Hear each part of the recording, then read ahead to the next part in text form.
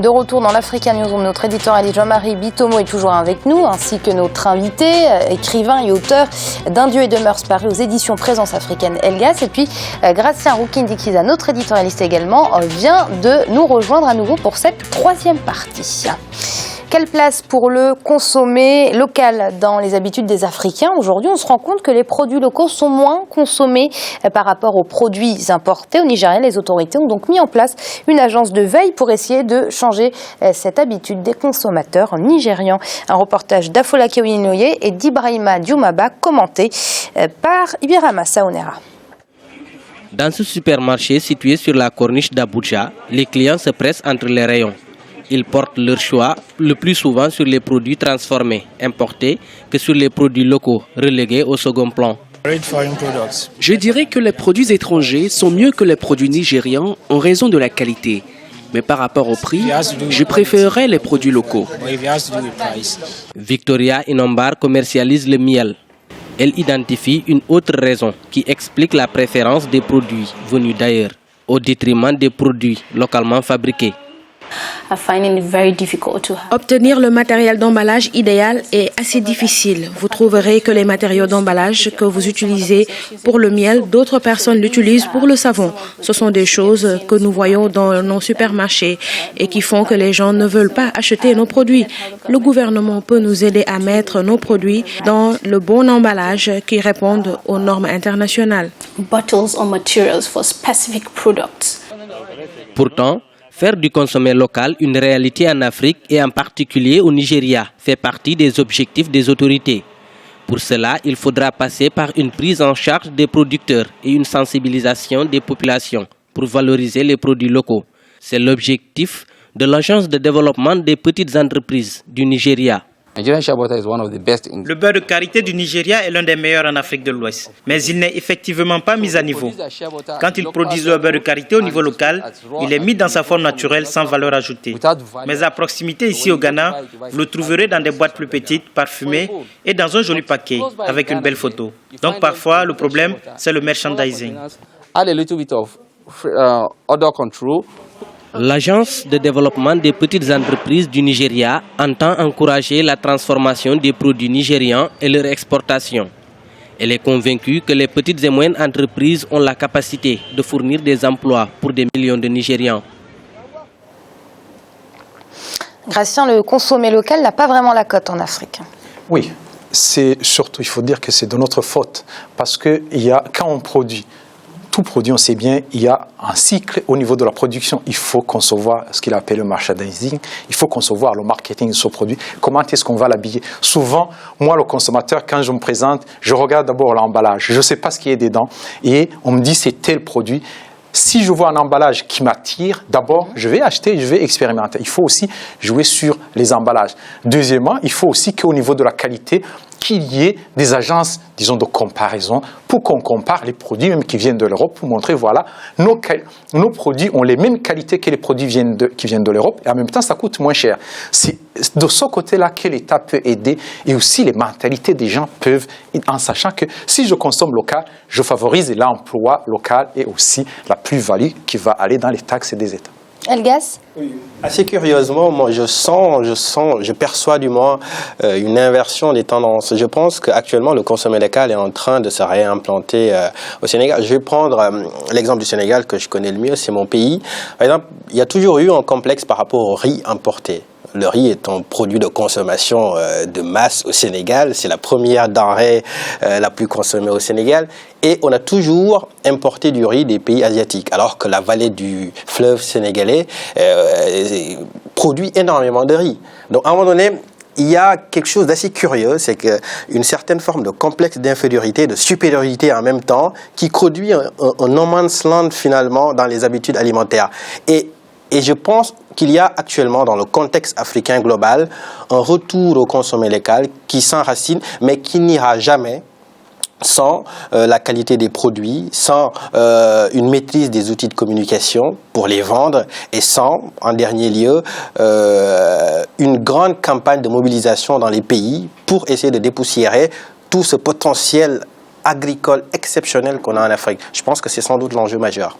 Oui, parce que Jean-Marie, c'est difficile de changer d'habitude quand on a, sans citer de marque, quand on va tous les jours au supermarché, qu'on achète toujours les mêmes yaourts, c'est difficile de changer d'habitude alimentaire. Il faudrait que les produits locaux investissent dans les campagnes de publicité, dans le packaging, on l'a vu tout à l'heure, le merchandising, ça contribue beaucoup au pouvoir d'achat des Africains.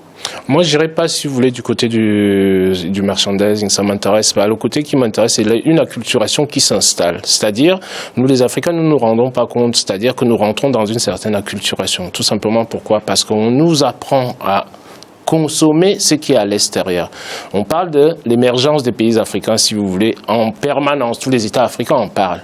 On oublie une chose, c'est que la dimension première d'un État, c'est de fixer un cadre de fonctionnement. Moi, je suis pour, et je le milite sur ce plateau, et je le dis, c'est-à-dire pratiquement à chaque fois que j'ai une occasion, c'est que l'État doit protéger les industries naissantes en Afrique par le biais du protectionnisme. Même si nous sommes dans ce qu'on nous appelle l'OMC, à savoir la mondialisation, la libéralisation, on vous appellera ça comme vous voulez. Vous n'avez aucun État dans le monde qui s'est développé, c'est-à-dire les industries naissantes locales ont besoin d'un certain niveau de protectionnisme pour pouvoir évoluer. Et à partir de là, vous changez petit à petit les habitudes des gens en faisant rentrer, il nous parlait du riz sénégalais là, par rapport au riz, comment dirais-je, thaïlandais, qui arrive sur le marché sénégalais. C'est à l'État de mettre en place, si vous voulez, ce protectionnisme-là qui est nécessaire à l'émergence et à l'industrialisation de l'Afrique. Et dès l'instant que ce n'est pas fait, la dimension marketing arrive par la suite, mais c'est à l'État de mettre en place un cadre qui permet de produire local et de créer des emplois vis-à-vis de la jeunesse et de toute,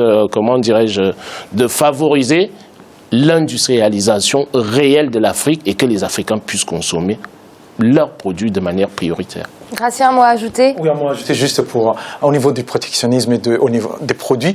Les Africains se disent qu'ils doivent être libres, laisser toutes les marchandises entrer. Je peux donner juste un exemple. Les Américains protègent, par exemple, le marché laitier chez eux et du coup, les Européens ne peuvent pas vendre, par exemple, les fromages au lait cru. On se dit que les Américains ne mangent pas le fromage au lait cru. Quand on arrive aux États-Unis, les Américains fabriquent le fromage au lait cru, ils le mangent. Mais le fromage fabriqué localement, les Africains peuvent dire, nous, ces produits, comme on se dit qu'on est en train de les produire, on n'importe plus ces produits. Mais on peut les fabriquer localement et les vendre. Celui qui veut les vendre chez nous, ils viennent chez nous, ils les produisent, comme les Chinois ont fait d'abord avec les Européens et sont développés. Et en Tunisie, le gouvernement vient d'annoncer l'effacement de dettes d'agriculteurs et de pêcheurs. Ça fait l'objet du chiffre du jour, puisque cette mesure qui s'appliquera automatiquement aux petits producteurs dont la dette ne dépasse pas 3 000 dinars concernera 54 000 agriculteurs et pêcheurs. Jean-Marie ? Je trouve que c'est une bonne décision du gouvernement tunisien dans la mesure où on essaie de desserrer l'étreinte. C'est-à-dire aujourd'hui, on connaît très bien la situation politique qui a entraîné, si vous voulez, une déstabilisation de la scène économique de la Tunisie. Donc, on sait très bien que la Tunisie a un certain dynamisme économique et ce dynamisme économique-là s'est perdu. Et comme la production a baissé, c'est-à-dire les conséquences du printemps arabe, à partir de là, vous avez les principaux chefs d'entreprise qui ont été complètement étranglés par, c'est-à-dire le poids de la dette. Le fait que l'État puisse exonérer ces gens-là de ces dettes-là, ça permet de relancer l'activité économique dans le pays et de pouvoir relancer un certain nombre d'embauches, ainsi de suite, et relancer l'économie dans sa globalité. Elgas ? Oui, je pense que ce qui se passe en Tunisie actuellement doit requérir actuellement l'attention de tout le monde parce que c'est un peu un pays laboratoire de la démocratie. Après ce qui s'est passé et ce qui se propage d'ailleurs dans le continent, des mobilisations citoyennes qui conduisent à la destitution de présidents despotes. Après, il y a tout un avenir à construire et c'est très très difficile. On l'a vu d'ailleurs avec les séries d'épisodes terroristes en Tunisie. Et tout ce qui est économique, social, culturel, c'est un bloc qui doit s'inscrire pleinement dans l'avenir. C'est pourquoi moi j'invite beaucoup des Africains à regarder ce qui se passe en Tunisie.